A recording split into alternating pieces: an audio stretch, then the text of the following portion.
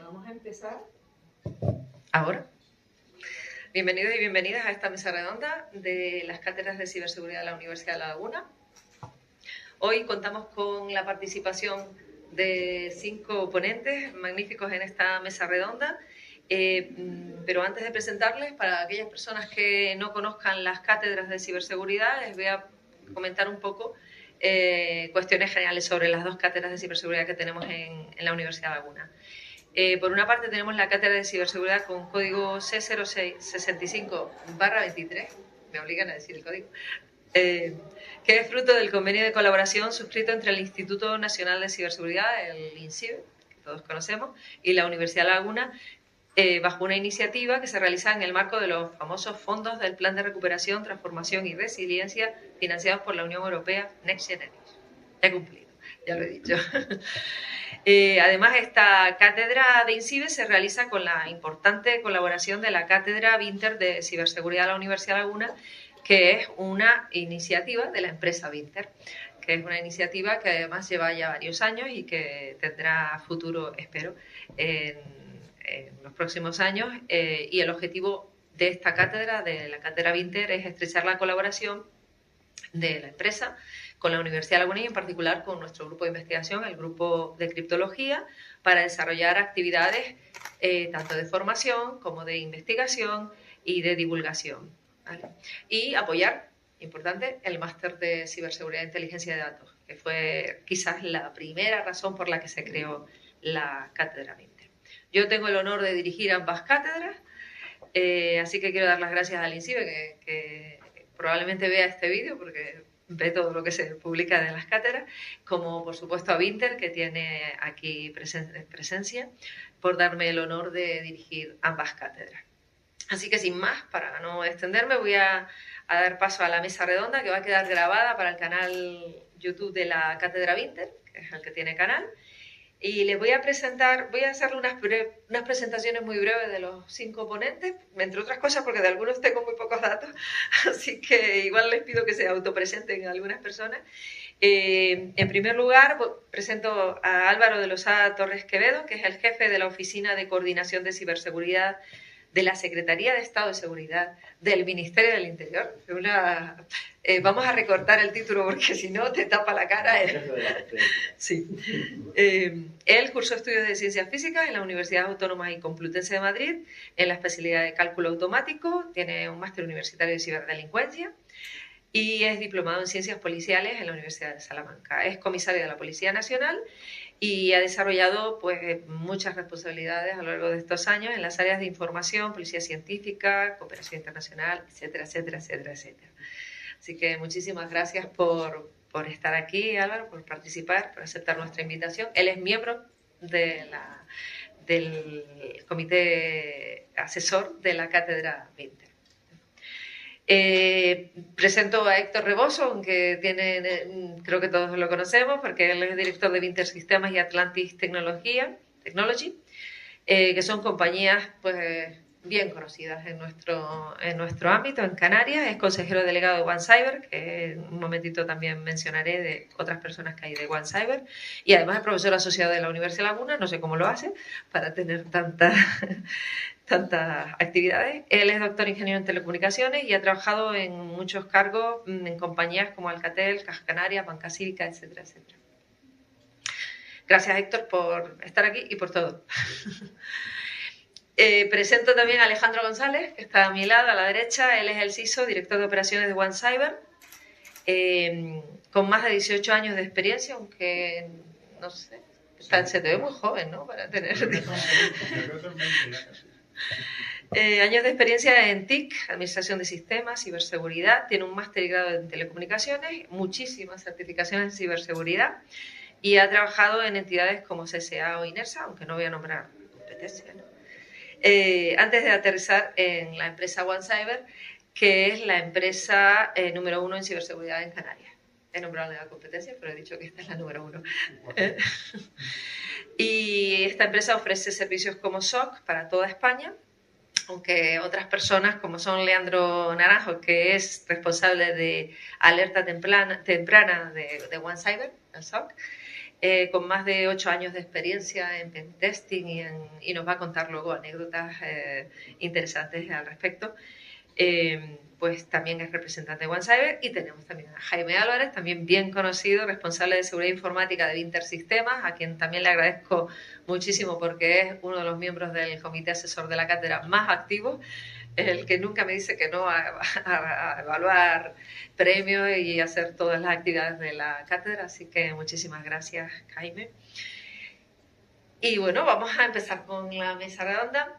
Yo voy a ir improvisando aquí a quien le envío las preguntas porque, bueno, ha habido aquí sorpresas. Vamos a empezar con el bloque primero de contexto general, una presentación general para romper el hielo. Y en primer lugar voy a pedirte, Álvaro, que cojas el micrófono para preguntarte con la intención de situarnos en el panorama nacional, porque tú eres nuestro hombre nacional aquí ahora mismo. ¿Cuáles son las prioridades actuales de la Oficina de Coordinación de Ciberseguridad para mejorar pues, la resiliencia digital, especialmente en sectores críticos, que aquí hay gente de sectores críticos muy interesada en este tema? Sí. Bueno, buenos días a todos, muchas gracias. Lo primero deciros que la verdad es que cuando uno tiene que venir a mesas redondas de este tipo, con gente verdaderamente experta en ciber y con una audiencia también verdaderamente experta en ciber, pues da un poco, impresiona un poco, ¿no? Porque probablemente el menos experto en ciber soy yo, casi con total seguridad. Pero bueno, a mí me toca un poco hablar de la parte más árida, que es precisamente a lo que nosotros nos dedicamos en la Oficina de Coordinación de Ciberseguridad, que es el ejercicio de autoridad y la participación en la gestión de incidentes de ciberseguridad. A día de hoy, solo de operadores de servicios esenciales, que son solo aquellos que manejan infraestructuras críticas. Eso cambiará en el futuro con la transposición definitiva de la directiva NIS2, que seguro que algo habréis oído hablar de ello y que, como ya comentaba ayer, es algo que ha ocupado pues casi la totalidad de mi vida en los dos últimos años. Y esa es una de las tareas principales de la OCC para intentar contribuir a la seguridad, a la ciberseguridad de los operadores de servicios esenciales, la parte de desarrollo de regulación. Una regulación sólida y clara es absolutamente indispensable para ayudar a aquellos que tienen que cumplir determinadas obligaciones a hacerlo de una manera eficiente, ¿no? Y en eso, bueno, es lo que estamos tratando con la transposición de la directiva NIS2, que debería traducirse en la elaboración de esquemas de cumplimiento y esquemas de certificación para los operadores de servicios esenciales en materia de ciberseguridad. Eso es algo que vendrá después, probablemente en un desarrollo reglamentario, pero que también entendemos que es una manera de contribuir de una forma indispensable de contribuir a la ciberseguridad, ¿no? Tener unos esquemas de certificación claros y, a ser posible, unitarios, no tener 300, sino tratar de caminar hacia un esquema único, ¿no? Aparte que se tengan esquemas como existen en el Esquema Nacional de Seguridad o las normativas técnicas internacionales, que la idea es que sirvan para cumplir con lo que impone la normativa NIS2, si se genera algún esquema unitario, o sea, algún esquema propio que sirva para cumplir también en esos ámbitos, ¿no? No multiplicar, sino tratar de aunar. Y bueno, es un poco una de las tareas principales para garantizar la ciberseguridad. Como digo, es también la gestión de ciberincidentes y la elaboración de recomendaciones en situaciones de crisis, ¿no? Como pasó, pues, por ejemplo, al comienzo de la guerra de Ucrania, que se elaboraron circulares sobre qué medidas de ciberseguridad se debían adoptar o con la vulnerabilidad de Log4Shell. Y bueno, no me enrollo mucho más, que hay mucha más gente. ¿Vale? De hecho, es nombrar las regulaciones, creo que va a haber preguntas en ese sentido porque ya ayer cayó alguna. Continuamos en este bloque 1 de presentación en contexto general, Héctor. En el sector aeronáutico, que es en el que trabajas, este sector sabemos que es altamente sensible a los riesgos cibernéticos. Yo no sé si prefieres contestar tú o prefieres que conteste Jaime, me da igual. Cualquiera de los dos va a ser una aportación súper valiosa. ¿Cuáles son las principales amenazas a las que se enfrentan hoy los aeropuertos y compañías aéreas? Podría ser con micrófono, si es posible, por favor. ¿Ahora? Sí. Buenos días. Buenos días a todos. Gracias por venir a esta mesa redonda, en primer lugar. Bueno, las compañías aéreas se enfrentan a muchos riesgos cibernéticos, en los aeropuertos igualmente, principalmente por la digitalización de la propia operativa y de los propios aviones, ¿no? Los aviones hoy en día tienen muchísimos ordenadores en cabina, conectados a muchos sistemas en la nube y a Internet, ¿no? Y obviamente, pues, preservar la seguridad es muy importante porque puede afectar a la seguridad, ¿no? A la seguridad en vuelo y a la operativa, ¿no? No solo los propios sistemas del avión, sino todos aquellos sistemas de información que son necesarios en tierra para garantizar la operativa, ¿no? Desde el punto de vista de traslado de pasajeros, de elaborar planes de vuelo, de la hoja de carga de los aviones, etcétera. Pues todos esos sistemas de información es muy crítico que estén disponibles 24/7 para garantizar la operativa, ¿no? Es uno de los principales aspectos que nos preocupan, garantizar la seguridad de la operación, ¿no? Luego también, como en otro tipo de industrias, es muy importante también las webs de ventas de billetes, ¿no? Es un sistema crítico también que hay que tener levantado y protegido 24/7 porque la tendencia del mercado y de todos los clientes es cada vez más a la venta online, ¿no? Yo creo que son los dos ámbitos más importantes y seguro que ahí me complementa con más datos.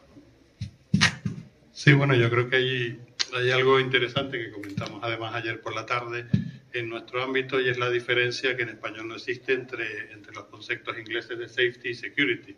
Es decir, muchas veces relacionamos ciber o lo asociamos a la parte de seguridad física en cuanto a robos, en cuanto al ransomware que básicamente es un chantaje de alguna forma, pero también puede afectar a la parte que llamamos safety, es decir, a la seguridad operacional, a la seguridad de que no ocurra un incidente en vuelo, de que el vuelo no tenga un accidente, de que no haya, por tanto, heridos ni, por supuesto, muertos, las aeronaves no sufran. Entonces, es un ámbito que además está ahora en auge, es decir, precisamente en octubre de este año empieza de aplicación un reglamento europeo y en enero otro. Eso sí, una cosa que comentamos ayer es interesante, que también en el sector aéreo el volumen de normativa que va saliendo es elevado. De hecho, hay 3 reglamentos para lo mismo ahora mismo que afectan a distintas organizaciones dentro del ámbito aéreo. Es decir, hay unos que aplican a lo mejor a la parte de producción y diseño de piezas, hay otros que aplican a la parte de operación de aerolíneas, digamos, de mantenimiento de aviones, otros que aplican al handling, con lo cual el exceso tal vez de producción por no pararse a veces a pensar o a agrupar pues es complicado, ¿no? Pero esa parte de esos 3 reglamentos que empiezan a aplicar afectan precisamente esa parte de safety, ¿no? Que es primordial. Ya no se trata solo de proteger que la aerolínea, digamos, pueda volar, pueda seguir ingresando y pueda seguir operando y por lo tanto el negocio pueda seguir. Se trata de proteger incluso las vidas de los pasajeros y la seguridad, pero con otra visión completamente diferente a la habitual. Yo creo que eso es muy importante y eso cada vez está adquiriendo más peso. Muy bien, muchas gracias. Aquí me he guardado dos cuestiones que han nombrado los dos para... ya les voy diciendo para que vayan pensando, porque si tenemos tiempo luego se las lanzaré, que una es la del cifra de las comunicaciones, que ayer lo nombramos, y otra es la de la influencia entre la security y el safety, las relaciones entre ambas.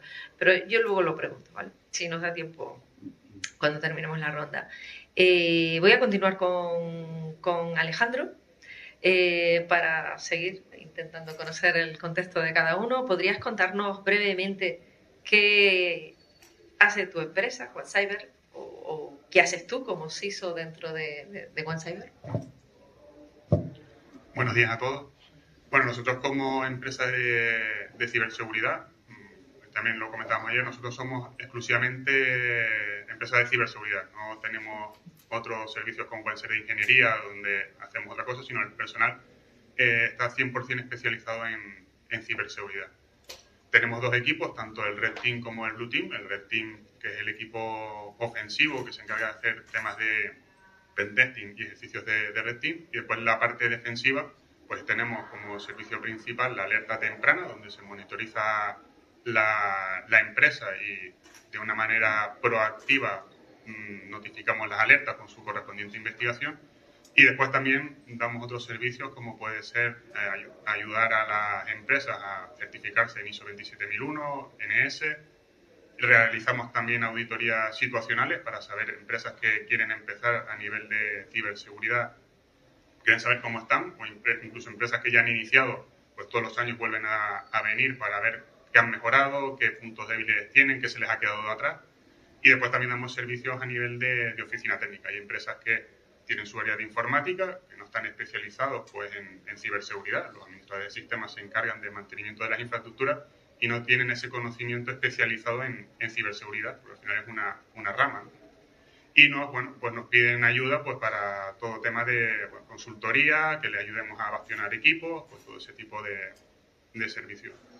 Mi rol como CISO, pues igual que nosotros como empresa nos encargamos de velar por la ciberseguridad de nuestros clientes, pues yo como CISO velo por la ciberseguridad de nuestra propia empresa. Es decir, tengo que comprobar que las medidas que tenemos son las correctas. Si han salido nuevos productos que nos pueden ayudar a nosotros, pues vamos a aplicarlos, y al ayudarnos a nosotros y nosotros tener ese expertise, poderlo implementar en clientes.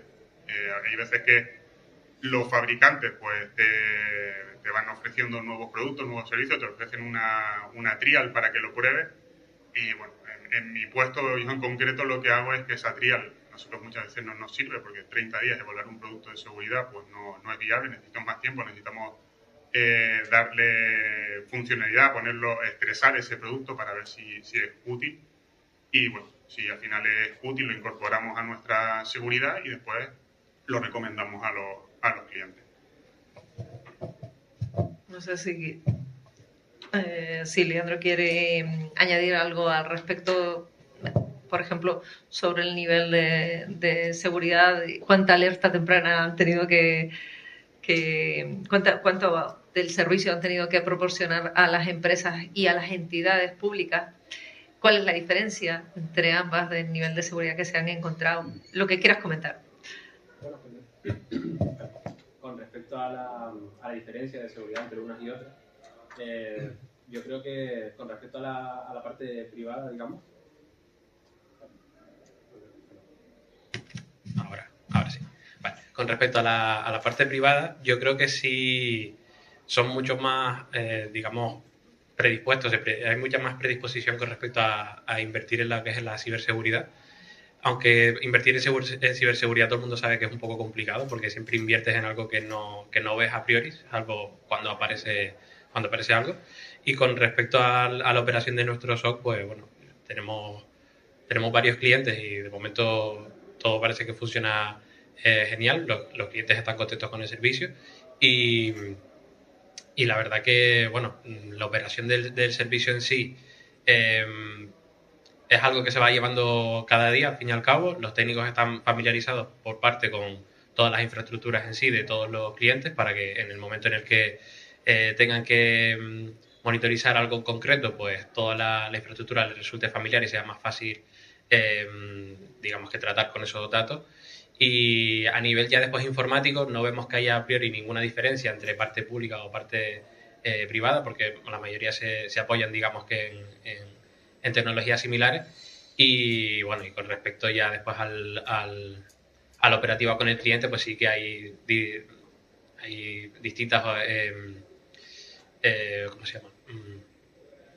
Se opera a lo mejor distinto, sobre todo la notificación al cliente final, pues no es lo mismo la parte privada y la parte pública, pero bueno, a niveles técnicos para con nosotros, pues no, más o menos es igual la operativa, en resumen. Me ha resultado curioso eso de que las empresas están más preocupadas por la seguridad que las entidades públicas, ¿verdad? Pero bueno, no sé, igual la gente lo sabía, yo me he quedado sorprendida. Bueno, pasamos al bloque 2 de preguntas. Vamos a hablar un poquito más de cuestiones un poquito más concretas, de riesgos y mecanismos de respuesta. Álvaro, cuando ocurre un incidente, supongo que es importante, muy importante, y lo más importante es la coordinación. ¿Estás de acuerdo conmigo? ¿Qué mecanismos existen para la notificación y gestión coordinada de incidentes a nivel nacional? Cultura general.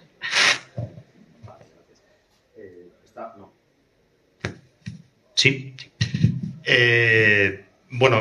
Como decía antes, sí, esto es una de las cosas que cae dentro del ámbito de actuación de la Oficina de Coordinación de Ciberseguridad. No solo cae dentro del ámbito de actuación de la OCC, pero también.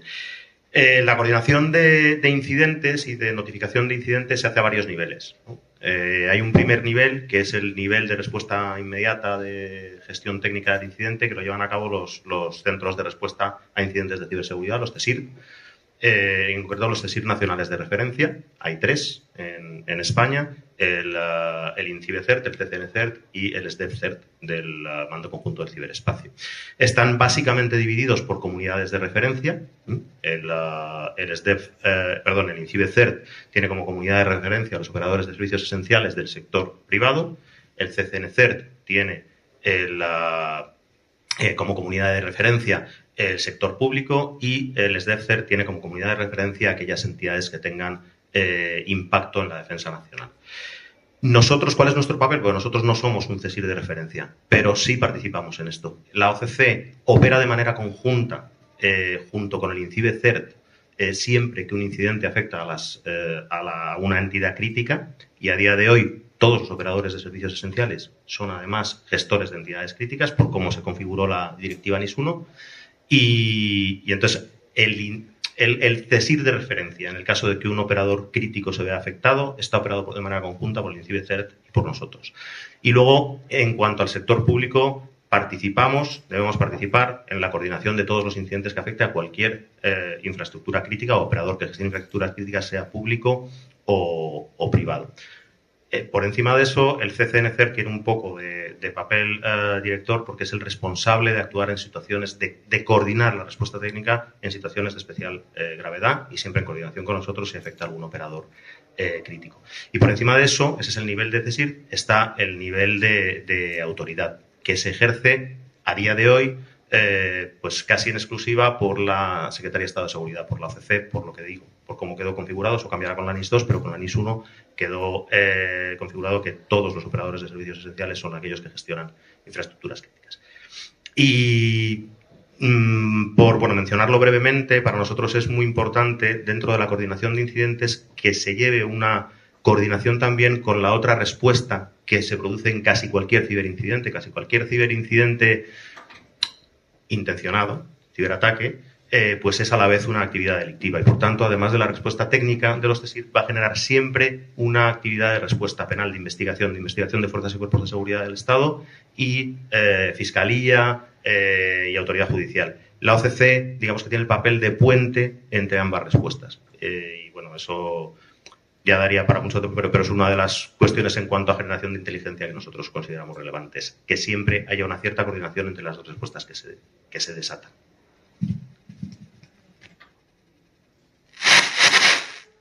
Estoy viendo a los compañeros tomando notas. Si quieren, pueden participar en cualquier momento. Siéntanse libres. Pues continuamos por ejemplo, con Héctor. ¿Qué buenas prácticas desde tu experiencia con Héctor o con quien quiera para contestar?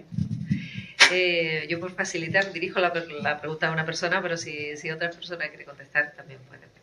¿Qué buenas prácticas han demostrado ser más eficaces en la protección de las operaciones de aerolíneas, de una aerolínea, por ejemplo, de Vinter, frente a ciberamenazas? Bueno, yo creo que una parte muy importante es establecer una cultura de seguridad en la empresa, ¿no? Que se consigue durante mucho tiempo.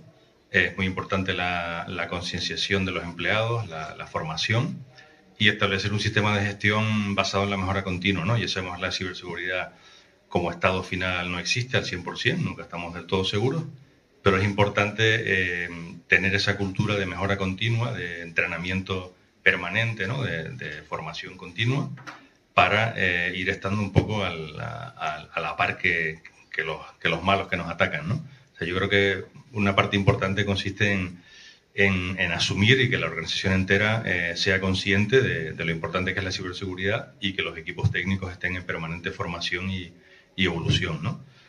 Eso por un lado. Luego, como segundo pilar, creo que es muy importante la colaboración, ¿no? En temas de ciberseguridad.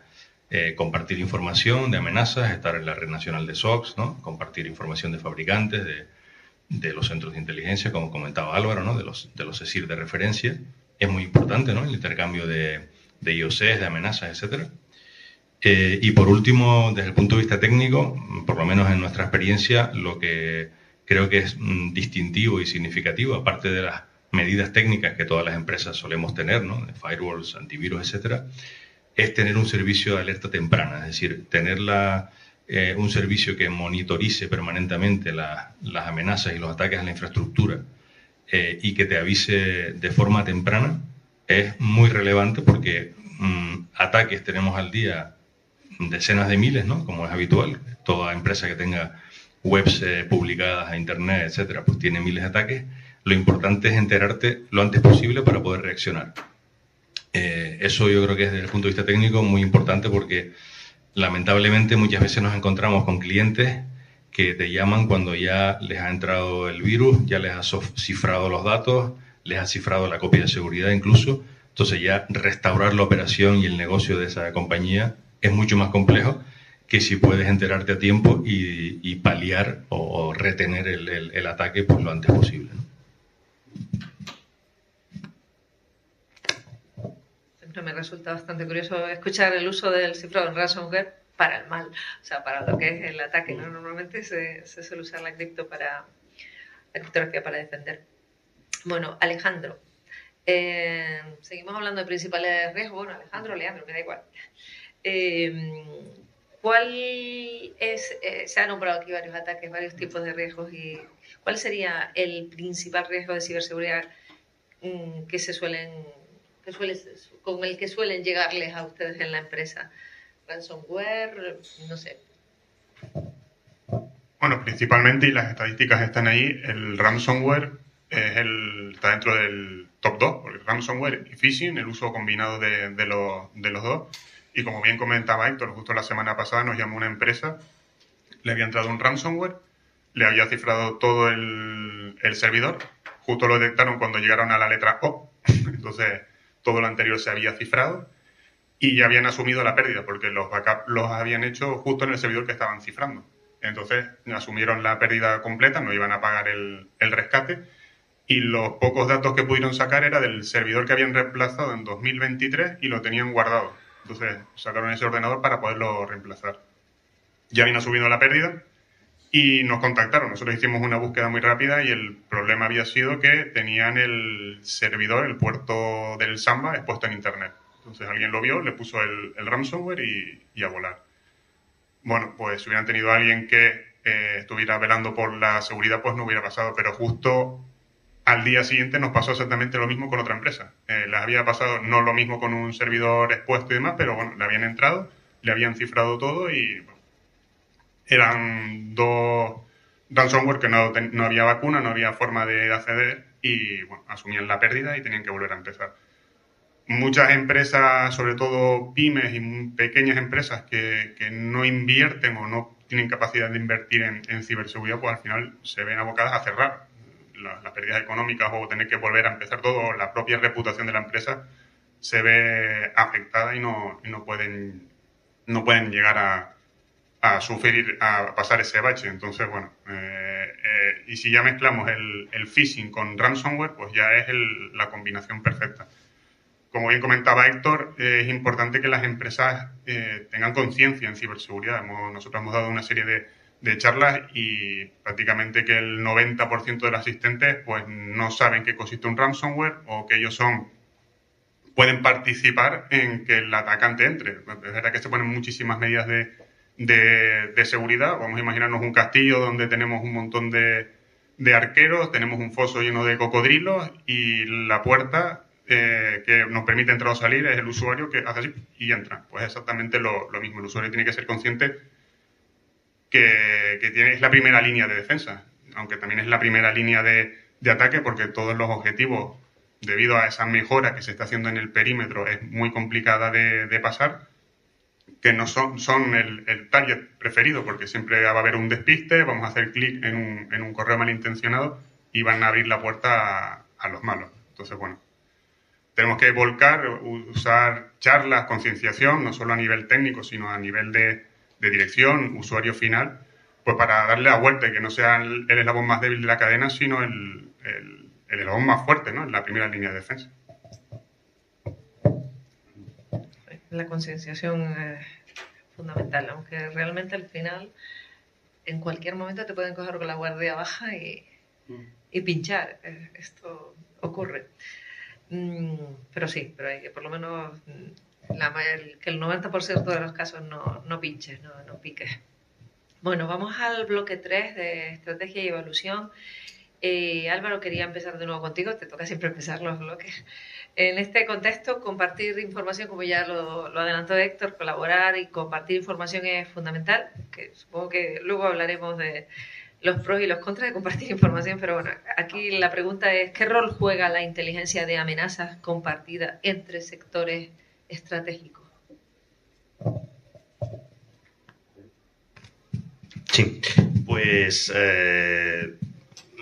bueno, la inteligencia de amenazas, la inteligencia, la anticipación es, yo creo que la clave no solo en ciberseguridad, sino en cualquier ámbito de la seguridad, ¿no? Al final aquí, el almirante del Mando Conjunto del Ciberespacio, que es un nombre muy didáctico, siempre empieza hablando de que normalmente hacemos una distinción entre el mundo ciber y el mundo analógico, ¿no? Y siempre dice, eso es falso, el mundo es uno. Y lo que cambia es nuestra manera de interactuar con él, ¿no? A veces actuamos en un entorno digital, a veces actuamos en un entorno más físico, pero el mundo es uno. Y por tanto, las amenazas conceptualmente son las mismas y muchas veces las estrategias y las líneas de defensa también. En ese sentido, es en el que digo, la inteligencia y el compartir inteligencia es la base de la anticipación y, por tanto, la base de una buena planificación de seguridad, sea el que sea el entorno en el que nos moveremos, ¿no? Ahora es casi un cliché, pero se ha pasado de aquello de la necesidad de saber a la responsabilidad de compartir en todo lo que es el manejo de inteligencia. Y aunque sea un cliché, no deja de ser cierto y yo creo que es un cambio de paradigma muy relevante.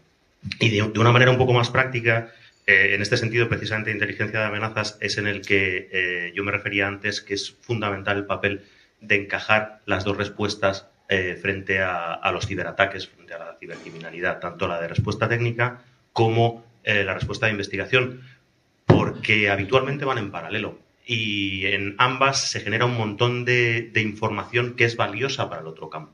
Es decir, en cualquier buena investigación, cualquier buena gestión de un ciberincidente, se van a encontrar indicadores de compromiso que bien tratados nos van a dar tácticas, técnicas, procedimientos, nos van a dar un montón de información que va a ser clave como base para los investigadores después seguir, intentar ir reconstruyendo. Ya es muy difícil la atribución, pero, por ejemplo, el llegar a infraestructuras, el derribar infraestructuras criminales dedicadas a esto, sí es posible y cada día se consigue más precisamente en base a esa colaboración.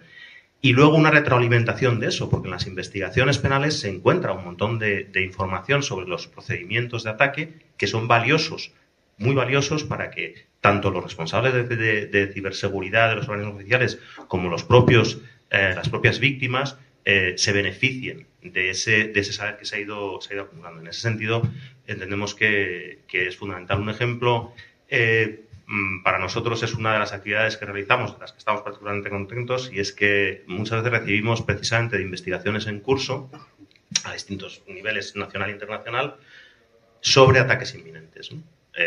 Pues que tenga alguien un C2, controlado, lo que sea, y nos llega a nosotros, y nosotros somos los responsables de avisar a la empresa de la posibilidad normalmente de sufrir un ransomware. Esto es algo que nos sucede con cierta frecuencia, no todos los días, pero nos sucede y lamentablemente hay ocasiones en las que ya es demasiado tarde, pero en otras hemos conseguido que no se lleve a cabo o que se mitiguen bastante las consecuencias. Y un último apunte, hablabais antes de la concienciación, yo quiero hacer una llamada a la concienciación por todo mi pasado en policía, que es la importancia de denunciar este tipo de hechos, particularmente, por ejemplo, el ransomware, porque desde el punto de vista de la víctima parece inútil, porque lo primero que le van a decir es casi imposible que vayas a recuperar tus datos o que no vayas a ser víctima de la extorsión, pero desde un punto de vista más global sí es relevante. Precisamente esos avances en conseguir que se vayan derribando infraestructuras, conociendo sus procedimientos, etcétera, se logra a base de interrelacionar muchas investigaciones, muchas denuncias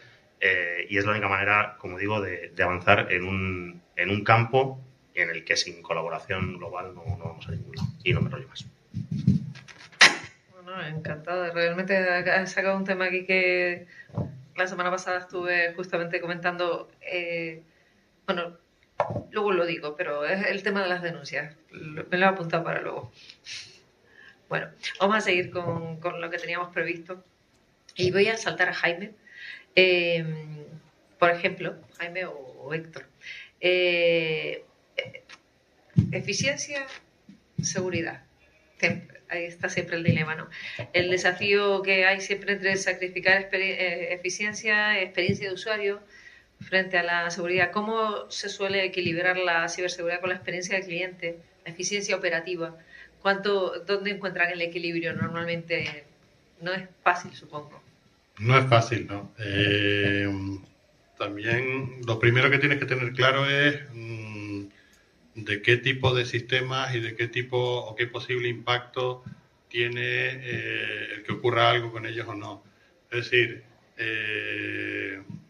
a lo mejor en un sistema que no genere un impacto gordo te puedes permitir darle más libertad a los usuarios y que puedan trabajar de forma más cómoda o más relajada. Y sin embargo, en otros tipos de sistemas que pueden tener un impacto, por ejemplo, en safety, como decíamos antes, que puedan provocar un incidente grave en una aeronave o que puedan provocar la paralización de operaciones, pues no te puedes relajar tanto, ¿no?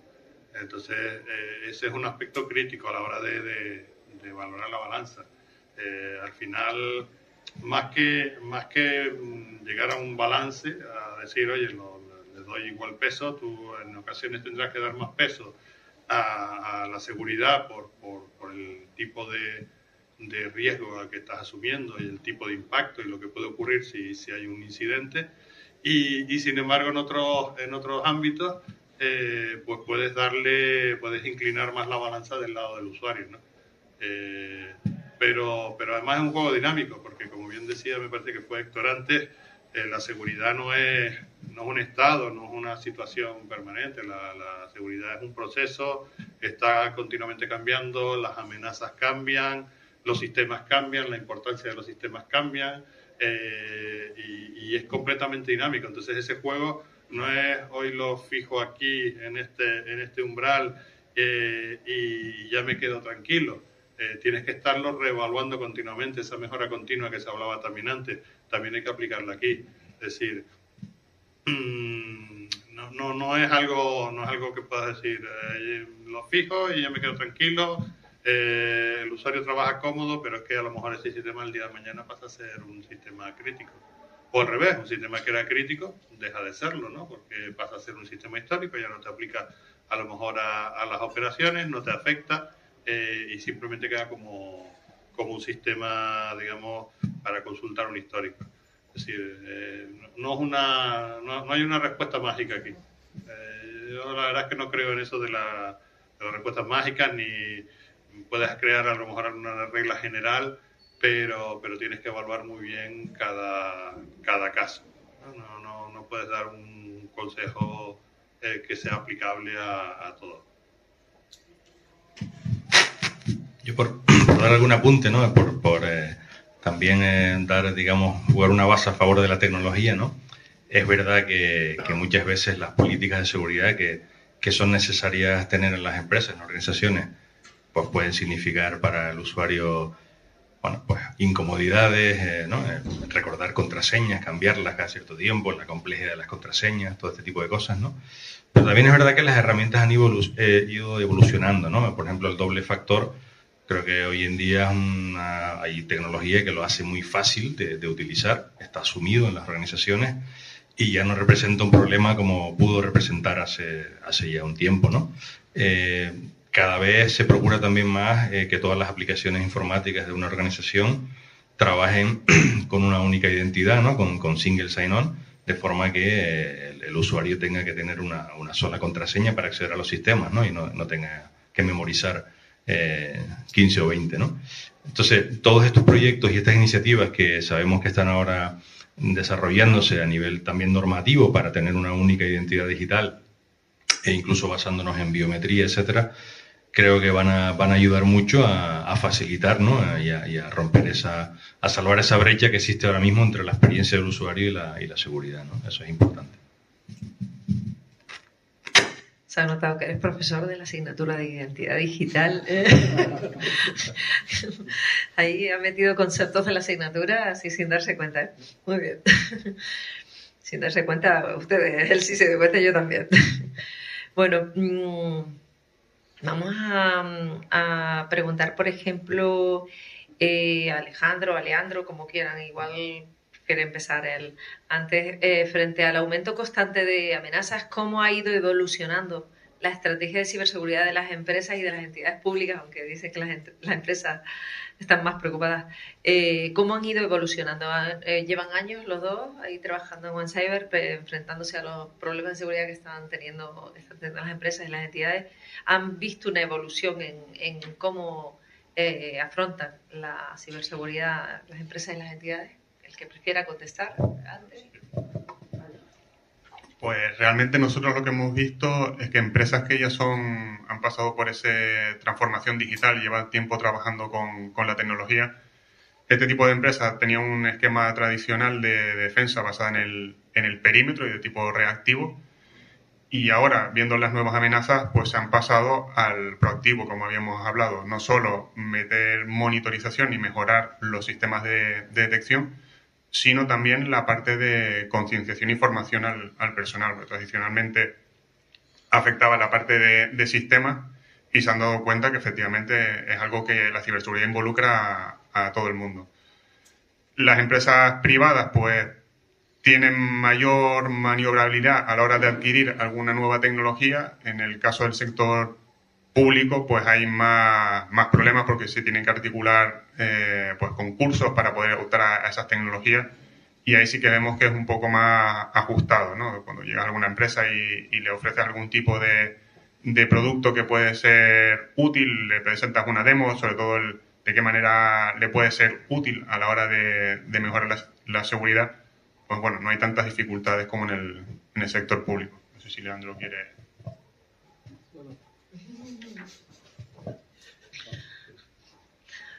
Bueno, pues vamos a hablar de la fragmentación regulatoria. Sí. Bueno, de hecho tenía aquí lo del exceso de regulaciones, pero bueno, en general la pregunta sería, Álvaro, ¿cómo se está trabajando para reducir esa fragmentación normativa entre organismos públicos? Y bueno, ese exceso, bueno, no voy a calificarlo, te dejo a ti. No, a ver, bueno, hay una parte, lo comentábamos ayer ya, hay una parte que nos viene un poco dada de fuera, ¿no? Y que es un poco consecuencia básicamente de, no es nada nuevo, es consecuencia de ¿esto está funcionando? Sí. Es consecuencia de la pandemia, de la necesidad de digitalización inmediata y de la falta de tiempo para desarrollar medidas de ciberseguridad para esa digitalización. Entonces la Unión Europea tiene una especie de expansión súbita legislativa en todos los campos que tienen que ver con la ciberseguridad y no siempre de manera coordinada, ¿no? Y nos encontramos con DORA, la CRA, la CER, la NIS2, el CSA, tal. Yo supongo que un siguiente paso será armonizar un poco todo ese cuerpo normativo, ¿no? Aquí, entonces, en esa parte se trata de aplicar de la forma más armónica posible, pero siempre teniendo en cuenta que son normas diferentes. Por la parte que nos toca, nosotros estamos tratando de hacer una transposición, digamos, armonizada de la directiva NIS2 y de la directiva CER, porque están estrechamente relacionadas, porque ambas tienen una buena parte que cae dentro de la responsabilidad del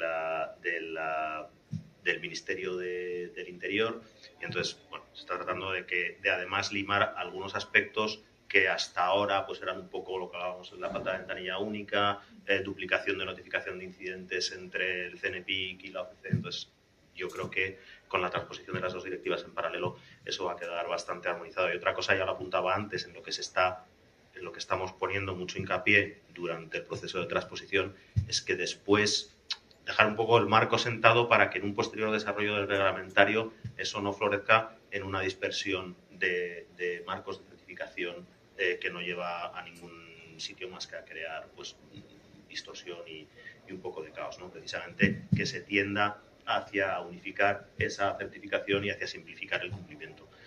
Más allá de eso, pues, insisto, es complicado. O sea, DORA es DORA y hay que cumplir, y las entidades que están supervisadas dentro del marco DORA tienen que cumplir con DORA y tienen que notificar a sus autoridades y es así, ¿no?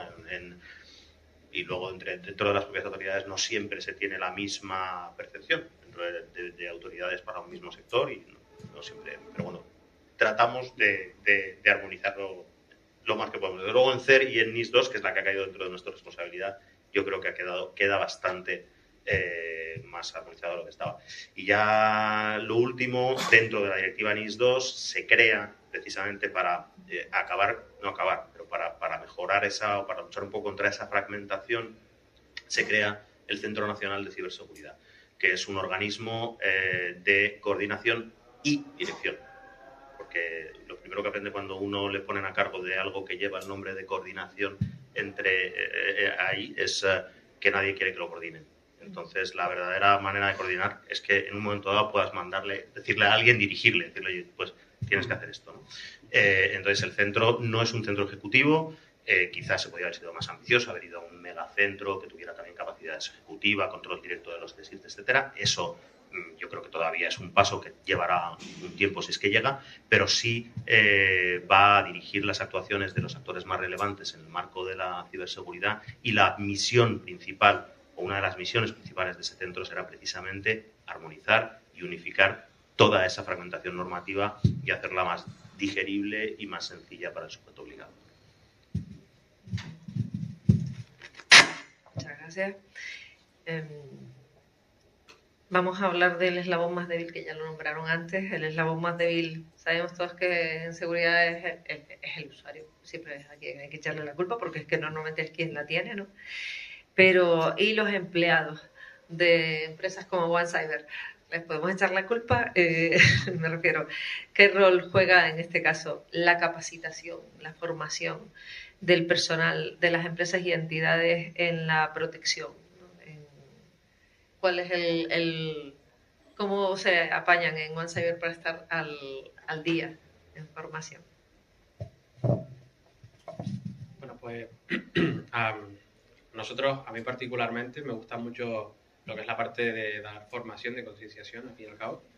Y uniéndolo un poco antes con lo que comentaba sobre el ransomware, también me parece importante dar formación, incluso técnica, a los propios administradores, por ejemplo, de una empresa, porque al fin y al cabo, si te infectas con un ransomware, hay un margen de tiempo en el cual tú tienes una serie de pruebas que son volátiles y puedes incluso llegar a dejarlas ahí para que alguien pueda asistirte para intentar recuperar los datos. O sea, si la persona que está detrás de ese ordenador sabe que ante un ransomware lo mejor sería no apagar el ordenador, o sea, a lo mejor desconectarlo de la red solamente, pues ya con eso puedes tener más bases para intentar recuperar los datos después. O sea, la formación en sí con respecto al ransomware me parece importante, y también la otra parte de la formación con respecto a lo que comentábamos antes sobre phishing y otro tipo de estafas, pues también me parece que es lo necesario, porque al fin y al cabo nosotros podemos invertir dinero en cacharros, como se suele decir, o en software, y donde más hay que invertir también es al fin y al cabo las personas, que son las que están también ahí 24/7 trabajando. Y bueno, no sé si quieres añadir algo más. No solo el usuario final, sino también los directores, porque al final son ellos los que tienen el dinero o la decisión de poder invertir en ciberseguridad.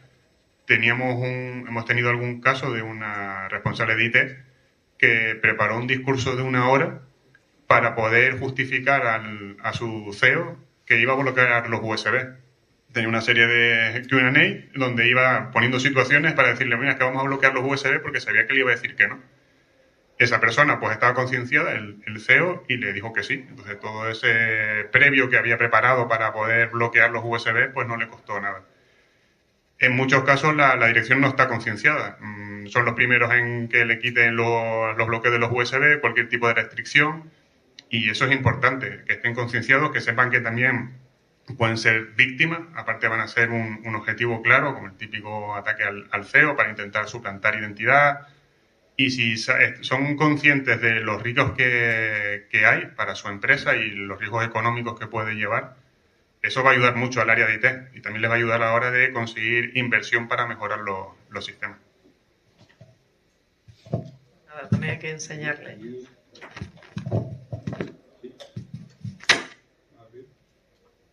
Ahora sí, solo por complementar lo que comenta Alejandro, ¿no? Tengamos en cuenta también que la normativa ayuda a eso, ¿no? Ya desde hace años existe una ley que implica la alta dirección de las organizaciones en riesgos penales si no se toman las medidas adecuadas para cometer ilícitos, ¿no?, en la organización. O sea que estas leyes que surgieron de aquella etapa de las tarjetas Black y tal, pues implican a la alta dirección, ¿no?, en digamos, si no se toman las medidas, ¿no?, si no actúan para prevenir ese tipo de casos, ¿no? Y la ley nueva del Reglamento de la Inteligencia Artificial Europeo pues también va en esa línea, ¿no?, que los propios administradores y, digamos, dueños de las compañías pues también tienen responsabilidad penal en caso de no propiciar o promover la adopción de este tipo de mecanismos de vigilancia en las empresas, ¿no? Entonces, esa normativa, pues en este caso también ayuda a la concienciación de la directiva de las empresas porque, bueno, tiene un riesgo evidente particular, ¿no? Sí, incluso, sí. Ya no solo, sino, por ejemplo, la NIS 2 de la que hemos hablado reiteradamente, ¿no? Lo comentábamos esta mañana, no sé a raíz de qué en la oficina, no solo riesgo penal, sino incluso un poquito antes, es que a un directivo le pueden inhabilitar y oye, no puedes seguir dirigiendo empresas porque no estás adecuado, no estás tomando las medidas y por lo tanto pues no puedes seguir en esa posición, ¿no? Es decir, ahí la ley sí que está siendo bastante ambiciosa y empujando a que toda esa capa que al final es la que puede moverlo, pues es la que tiene los recursos y la que puede definir dónde van los dineros, realmente decida y apueste por ello, ¿no? Me parece que Alfonso iba a decir algo más. En realidad era un poco como lo de hablar de mi libro, pero vamos, que era básicamente eso. La directiva NIS 2, la propia directiva contempla que los órganos de dirección sean responsables por la falta de diligencia en el cumplimiento de medidas de ciberseguridad, y la transposición en España, que todavía no está, pero bueno, el proyecto de ley lo que contempla va un poquito más allá, y es que no solo los centros directivos, sino los directivos personalmente sean también responsables por la falta de diligencia en el cumplimiento de las medidas de ciberseguridad. Que sí, que yo creo que toda la normativa empuja en esa dirección. Al final viene bien tener tanta normativa, ¿no?, para que la gente se ponga las pilas.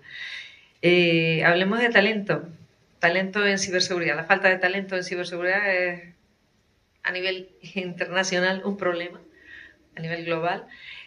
¿Cómo afecta esto a empresas, pues concretamente, por ejemplo, al sector aeronáutico? No digo ya a empresas como OneCyber. ¿Qué medidas pueden adoptar las empresas? Y aquí tengo un público que sé que esta pregunta les toca de cerca. ¿Qué medidas pueden adoptar o qué medidas suelen adoptar las empresas para atraer y para retener el talento?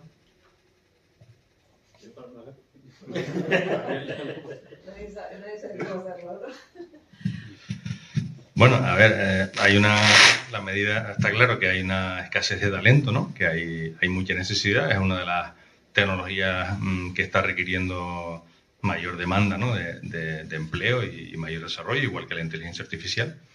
¿Y qué se puede hacer o qué se está haciendo? Bueno, pues lo que estamos haciendo aquí en esta sala, es decir, establecer vínculos con las universidades y centros de investigación de forma temprana también, ¿no?, para ir fomentando vocaciones, para ir generando interés, ¿no?, por esta materia y facilitando pues que los alumnos puedan realizar prácticas en empresas, puedan hacer trabajo fin de máster, pueden hacer doctorados en este ámbito.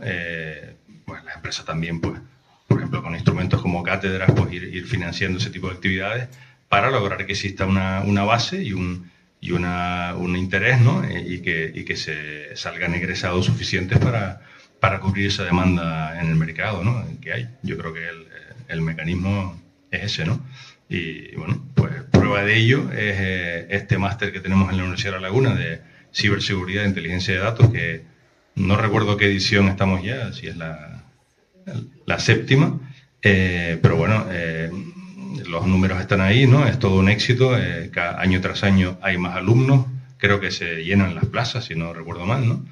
No ocurre así con otros másteres, ¿no? En otras universidades, y eso pues significa que algo se está haciendo bien desde la base, ¿no? Que desde la propia universidad se está fomentando mucho y se está trabajando muy bien esa cantera, y es importante cuidar esos puentes con el empresariado para que tenga una continuidad, ¿no? y se acoja por parte de la empresa.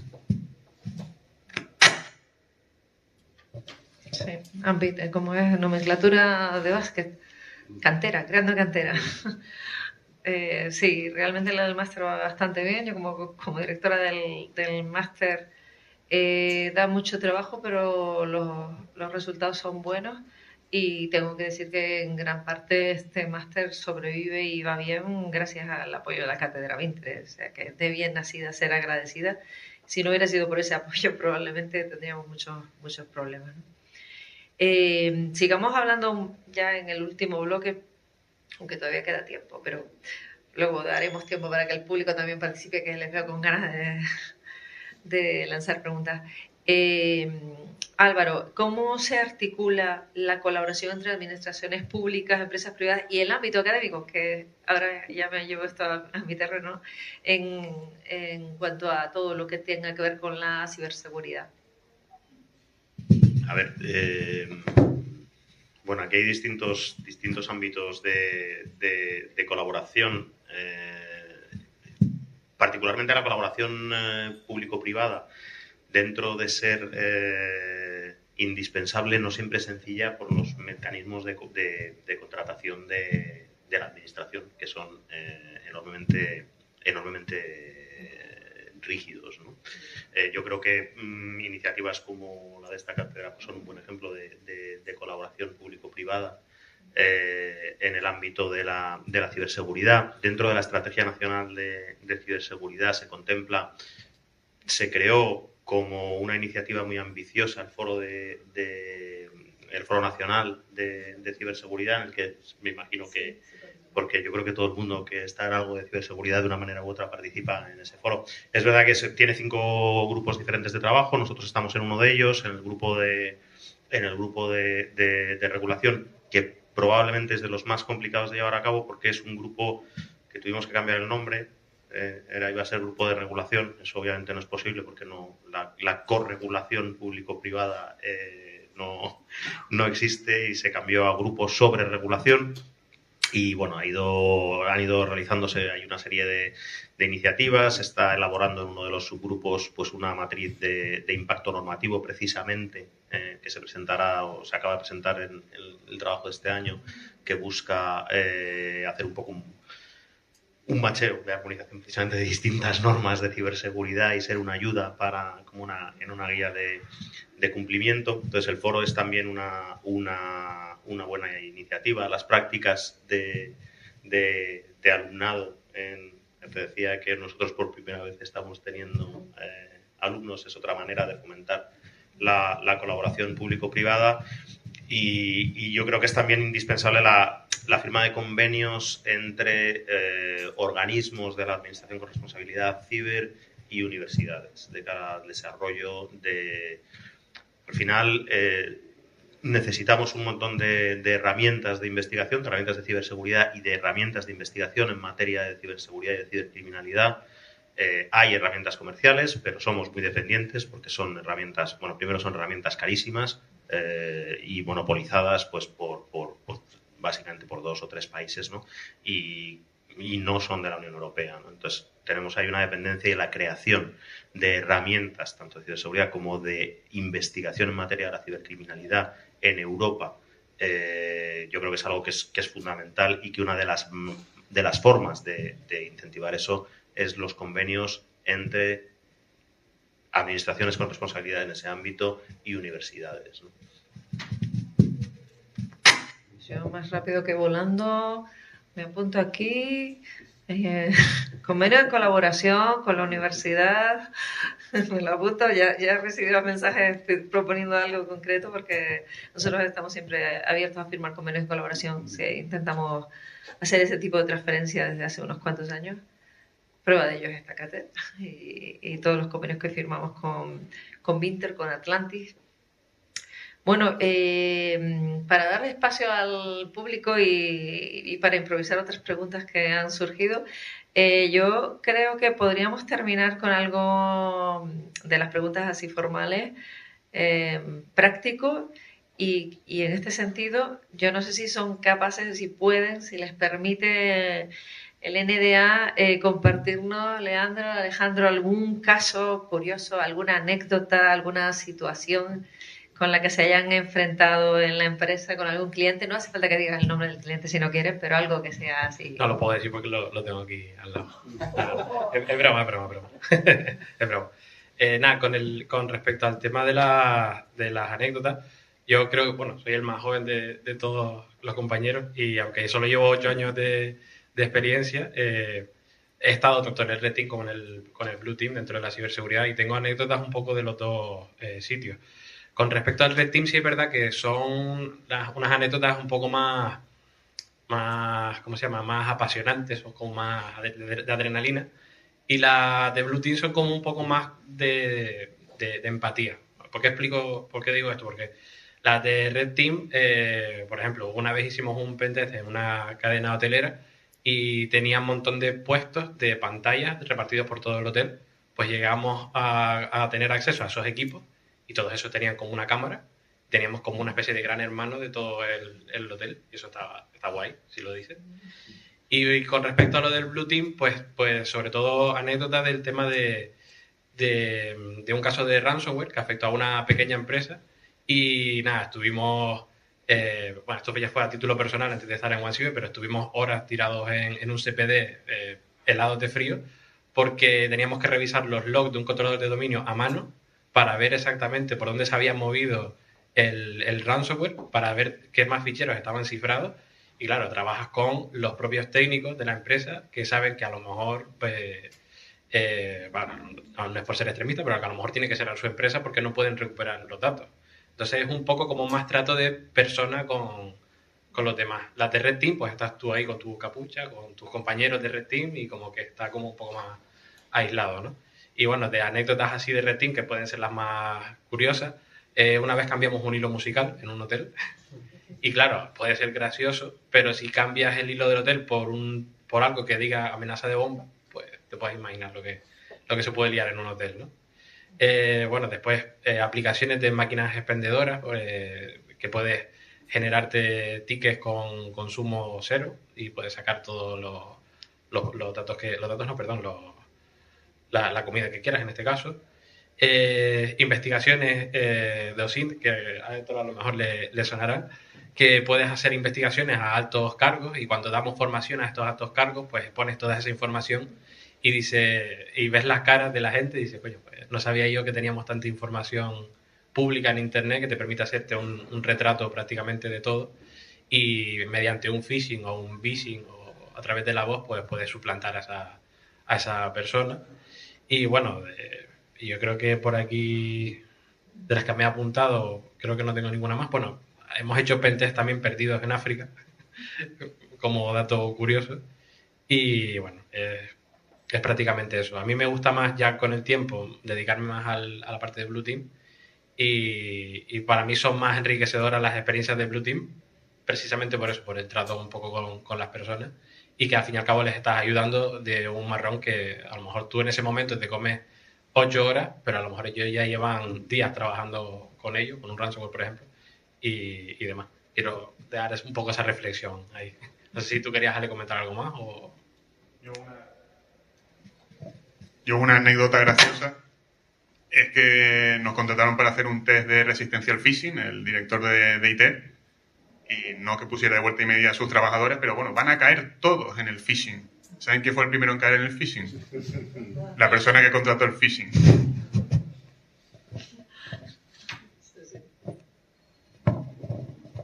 solo... es que me ha hecho gracia, has comentado lo de tickets de coste cero. Eso es algo que cuando yo estaba en policía investigando vimos en modo real con publicidad diciendo tal cadena de comida rápida en tal establecimiento a tal hora dispensará la comida de manera gratuita. Probablemente os suena a casi todos. Y es absolutamente cierto, vamos, y no solo una vez. O sea, que lo del Red Team a veces la realidad no...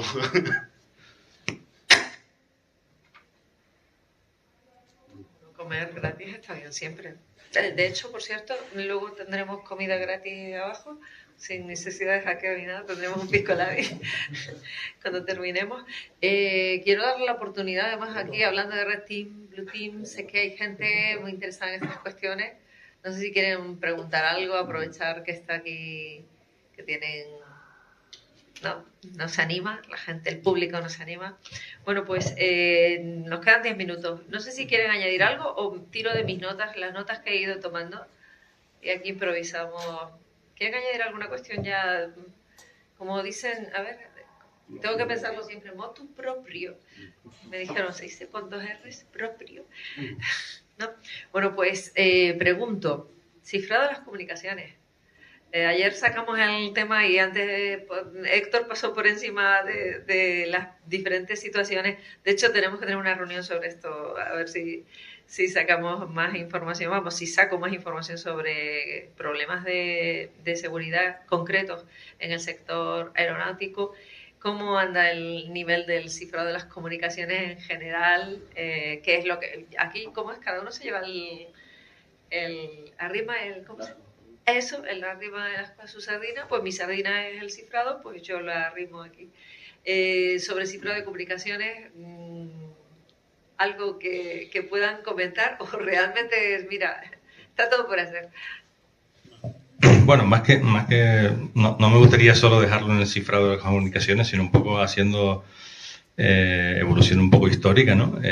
Yo recuerdo cuando empezamos en el mundo de las aerolíneas, corrígeme Jaime si me equivoco, pero el tema de los aviones en sí mismos y la normativa y los organismos y las autoridades que lo regulan, la ciberseguridad era un tema como muy ajeno, ¿no? No estaba encima de la mesa, ¿no?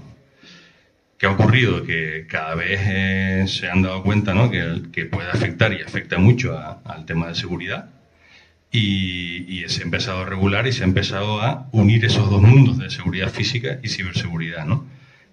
Prueba de ello es que ya, bueno, pues, por ejemplo, nos auditan tanto la parte de seguridad física como la parte de ciberseguridad conjuntamente, ¿no? Por ejemplo, ¿no? El equipo de Álvaro, ¿no? Entonces, cada vez hay más conciencia de eso y, como dije antes, los sistemas de los aviones al final son ordenadores a bordo que están conectados y, bueno, sin entrar en el detalle del cifrado, pues tienen que estar bastionados, tienen que estar bien cifrados. Hay todo tipo de protocolos de cifrado, unos más débiles, otros más fuertes, pero hay una necesidad creciente, efectivamente, de robustecer eso, ¿no? y de tenerlo más controlado. Y empezar a preocuparse por el futuro posiblemente y la amenaza cuántica. Yo ya aquí seguimos arrimando el ascua a nuestra sobrina. Habrá que sustituir todos esos cifrados en breve, como está ocurriendo en todos los sectores, ¿no? Álvaro, el tema denuncia, que antes me lo apunté. ¿Cuándo sí, cuándo no? ¿En qué momento es recomendable? Es decir, mira, merece la pena presentar una denuncia. Lo digo porque el tema del phishing, lo hemos nombrado, todos los días estamos recibiendo mensajes de phishing. Y claro, si denunciáramos cada vez que lo recibimos, no que picamos, sino que lo recibimos, los inundaríamos todos de denuncias. Pero sin embargo, luego es verdad que hay algunos casos, como por ejemplo de phishing súper convincentes, que llegan, de repente nos llegan a todos, que parece como que ha sido... Igual en esos casos sí merece la pena, no sé si hay algún punto en el que diga sí, o solo cuando eres víctima y realmente has picado.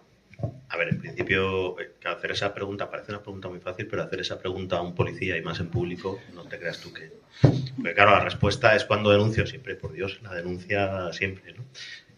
Pero, a ver, desde luego, cuando uno ha sido víctima de un delito, no solo ha recibido algo que es casi está casi lejos de la tentativa, ¿no? Cuando uno lo único que ha hecho ha sido recibir un correo electrónico, es verdad que eso probablemente la denuncia de todo pues inundaría, aparte de que son campañas de las que se tiene conocimiento rápidamente. Hay otras maneras que para eso, para la puesta en conocimiento, hay también otras maneras que son a través de la página de la policía, de la página de la Guardia Civil, a los grupos de delitos tecnológicos por un correo electrónico. Normalmente se saben, pero tampoco hace daño. Eso se revisa. Doy fe de que se revisan, aunque haya quien pueda pensar que no, y da muchísimo trabajo, pero se hace. Y es una manera. Cuando uno ha sido víctima, siempre. Yo, ya aparte de por los temas de los seguros y todo eso, porque es verdad que las pequeñas piezas de información cada vez se interconectan más, cada vez vamos teniendo también más mecanismos para interrelación de información y generación de inteligencia, y cuanta más... Antes era un poco eso, ¿no? Te inundan, te paralizan. Ahora cada vez más, cuantos más datos vas teniendo, más capacidad de interrelación tienes y más capacidad de avanzar tienes, ¿no? Entonces yo, sí, cuando uno ha sido víctima de un delito, claro, siempre. Y eso sí que es difícil que a un policía le oigas decir otra cosa que no sea: si has sido víctima de un delito, denúncialo.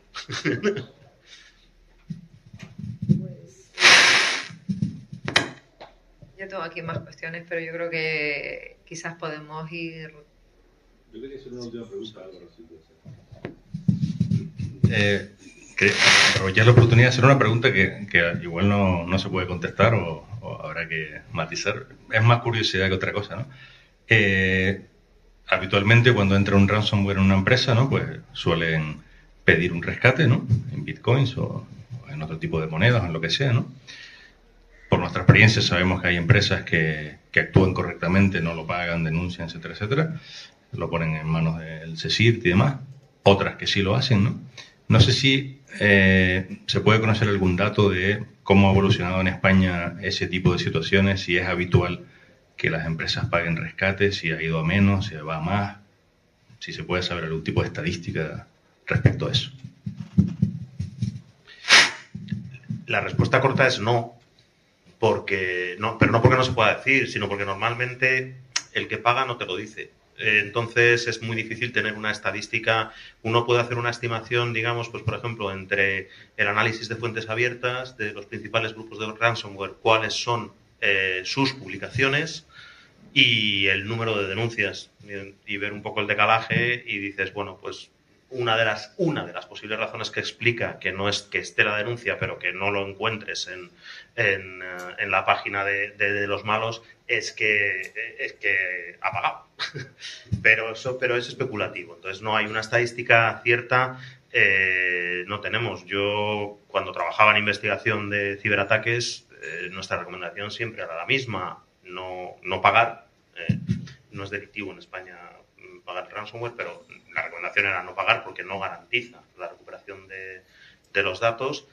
Pero si pagas, dínoslo, porque si pagas vas a hacerlo a través de una dirección de Bitcoin, es decir, nos vas a poder facilitar más elementos de investigación que si no nos lo dices. Entonces, nuestra recomendación era esa: no pagues, pero si pagas, dímelo, porque intentaremos ayudarte igualmente, y sobre todo seguiremos trabajando por intentar luchar contra eso. Hay conocidísimos ransomware que se han resuelto a través de precisamente el seguimiento del pago. Volviendo a lo de que las amenazas, el mundo es el mismo y las amenazas son las mismas, pues al final esto, como decías tú, es un tipo de extorsión más sofisticado, pero es un delito de los de siempre. Y además te conviertes en víctima. Me estoy levantando porque veo que en el público hay alguien que quiere hablar. Bueno, una pregunta más que nada por dar un poco de luz en un entorno académico. Dicen que se habla en la NIS 2 de la acreditación de los CISO. Y seguramente a la gente le puede interesar un poco por dónde van las líneas en ese sentido, porque habrá gente que le interesará saber cómo ordenar su futuro. Sí, ya me extrañaba a mí que no saliera. Sí, efectivamente, en la NIS 2 se habla de la acreditación de a mí no me gusta en este caso decir de los CISOs porque se habla de la acreditación de los responsables de seguridad de la información, que es una figura ligada a quien trabaja, a quien es el responsable de la seguridad informática en sujetos obligados por la directiva NIS2. ¿De acuerdo? O sea, que no es lo mismo que un CISO de cualquier empresa. Esto es lo primero que me gusta aclarar porque la gente dice, es que os estáis metiendo a regular nuestra profesión. No, nos estamos metiendo a acreditar a determinada gente de esa profesión que trabaja en determinadas entidades que, como su nombre indica, son esenciales para el funcionamiento de la sociedad. ¿Qué es lo que se hace en la directiva? Pues lo que se hace es exigir que esas personas se sometan a un proceso de acreditación que habrá que desarrollar reglamentariamente cuando sean personal de ciberseguridad de cualquier nivel en una entidad que además de esencial sea crítica o responsables de seguridad de la información en una entidad esencial. En ese caso se someten a un proceso de acreditación que dirigirá el Ministerio del Interior y que tiene una sola finalidad, que es comprobar que no existe ninguna conexión entre, o relación, conexión, no me acuerdo exactamente cuál es el literal, no sé si era barra, circunstancia, barra, relación, con la cibercriminalidad o el terrorismo que puedan poner en peligro esa entidad. Estamos hablando de gente que trabaja en sitios enormemente sensibles y, hombre, yo creo que si tenemos una necesidad de saber quién es el personal de seguridad en una superficie comercial, pues parece quizá más razonable que sepamos quién es el responsable de seguridad de la información de un banco, de un aeropuerto, de una entidad de cuyo comportamiento puede tener unas implicaciones sobre la seguridad pública brutales, ¿no? Y ese es un poco lo que se busca lo que se busca y lo que se marca en la transposición de la directiva NIS2. Genera mucha inquietud el ámbito normativo al que después se remite, ¿de acuerdo? Porque es la ley de seguridad privada. Entonces se dice, es que eso es seguridad física. No, no es cierto. Ya la propia ley de seguridad privada habla de empresas de seguridad informática y habla de ciberseguridad. Y en cualquier caso, lo que se hace es una revisión a la ley de seguridad privada por conservar el ámbito competencial de quien lo tiene a día de hoy, que es el Ministerio del Interior, para ese tipo de acreditaciones. Entonces, al final, es un servicio, la prestación de un servicio de seguridad de manera privada en el ámbito ciber. Pero no se crea, insisto sobre esto, no se crea una figura ni de director de ciberseguridad, ni de personal de ciberseguridad, ni se va a someter a un currículo formativo desarrollado por el Ministerio del Interior, ni a un examen puesto por el Ministerio del Interior sobre conocimientos ajenos al mundo de ciberseguridad, ni nada por el estilo. Sencillamente será una comprobación en el sentido que ya he dicho, ¿no? Para excluir cualquier relación con la cibercriminalidad o con el terrorismo que pueda afectar a la seguridad de esas entidades, ¿no? Si me permite, por llevarlo un poco a la parte del sector aéreo, en el caso del sector aéreo es verdad que ha generado mucho ruido y mucha polémica, principalmente por la referencia a la ley de seguridad privada. Hay mucha preocupación en los grupos de CISO, ¿no? Pero yo lo veo como acaba de comentar, que no es tanto como se está hablando, ¿no? Pero, por ejemplo, en el sector aéreo eso ya existe, es decir, como bien dijo Héctor antes, ha ido despacio, pero ha ido entrando. Entró primero la parte de ciber por la parte de security, entendido como seguridad aeroportuaria, seguridad física, por decirlo de alguna forma que todos nos entendamos, y ahora está empezando por la parte de safety. Y en la parte de security sí que ya se contemplaba, ¿no? Por ejemplo, hay una figura que es el responsable de seguridad de la información en aviación civil, donde ahí sí que además la autoridad exigía o decidió hacer una certificación con una serie de conocimientos que básicamente son los mismos que te pueden dar en cualquier máster de seguridad, más una parte específica, un dominio adicional de conocimiento del sector, que te lo puede dar el trabajo en él. Y lo que hicieron, por ejemplo, en la primera convocatoria, en vez de hacer examen o hacer cursos o hacer cosas de este estilo, lo que hicieron fue sacar una convocatoria de homologación, es decir, plantear una serie de certificaciones tradicionales en el sector nuestro, desde el CISA hasta auditor 27001, implantador 27001, una serie de certificaciones que entendieron que podía hacer. Y si cumplías una serie de años de experiencia y tenías una serie de certificaciones, pues automáticamente te validaban. Y en línea con lo que comentas también de del conocer quien está trabajando, eso también existe. Es decir, en la parte ya no solo de seguridad, en la parte de administración, de administración de sistemas, me refiero a la administración de cualquier sistema crítico, en la parte de aerolíneas, hay una revisión obligatoria de que no tienes antecedentes penales y de que cumples una serie de condicionantes. Eso por ley es así desde hace años. Tú no puedes trabajar como administrador de sistemas en una aerolínea si tienes tampoco cualquier antecedente. Es decir, oye, pues no sé, me han puesto delito de conducción temeraria, me parece un delito grave, pero eso a lo mejor no te quita de poder trabajar ahí. Pero si tienes contacto con terrorismo, con narcotráfico, con delitos graves, sí que te limita completamente el poder trabajar en ese tipo de puestos en el sector, ¿no? Lo único de cara a la formación no es que desde el ámbito de la transposición en concreto del Ministerio del Interior, que ha sido el que ha impulsado esa parte de acreditación, no es que se piense que la formación no es importante o que no será importante, sencillamente es que lo que sí se cree es que eso debe quedar en el ámbito, o sea, todo lo que sea formativo, todo lo que entre a la capacitación técnica, etcétera, no debe quedar en el ámbito nuestro del Ministerio del Interior puramente, sino que debe quedar en el ámbito de decisión de cuando se cree el Centro Nacional de Ciberseguridad, ¿no? Precisamente para dejar claro que no es una cuestión de invadir competencias de otro ámbito, lo que sí es la de acreditación, porque como no es, ya lo hay en otros sectores, efectivamente, pero como esto es una cuestión transversal para todas las actividades esenciales de cualquier sector, es por lo que entendemos que debe quedar dentro del ámbito del Ministerio.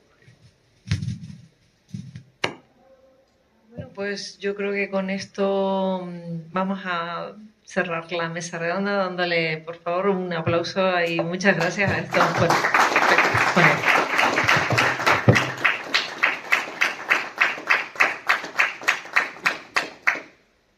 Y por favor, cómanse lo que hay abajo, que está apagado y no quiero que se estropee.